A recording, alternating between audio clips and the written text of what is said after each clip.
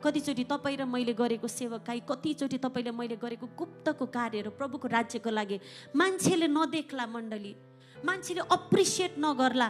कतिचोटि तपाईँको आफ्नै श्रीमानले अप्रिसिएट नगर्ला, आफ्नो श्रीमतीले अप्रिसिएट नगर्ला, बुझ्नुभयो नि। तर तपाईँलाई अप्रिसिएट गर्ने को छ भन्नुहोस् त? स्वर्गको तपाईँको बुवा। बुझ्दै हुनुहुन्छ नि? तपाईँ र म मानिसको अप्रिसिएटमा हिँड्दैन। मलाई थाहा छ हिजो हामीलाई जुन मुखले तारिफ गर्दै थियो नि, आज त्यही मुखले हाम्रो कुरा काटिरहेको हुन्छ। वी डोन्ट केयर, होइन र? हामीलाई थाहा छ नि त, तपाईँको आज म तारिफ गर्छु, ओहो भाइ कस्तो दामी तपाईँ भने, मानिसको व्यवहार यो हो के। हामी त्यही भएर कमेन्ट र कम्प्लिमेन्टमा हामी जिउने होइन, हामी सत्यतामा जिउने। सत्यता के हो? ख्रिस्टमा हामी जिउने हो।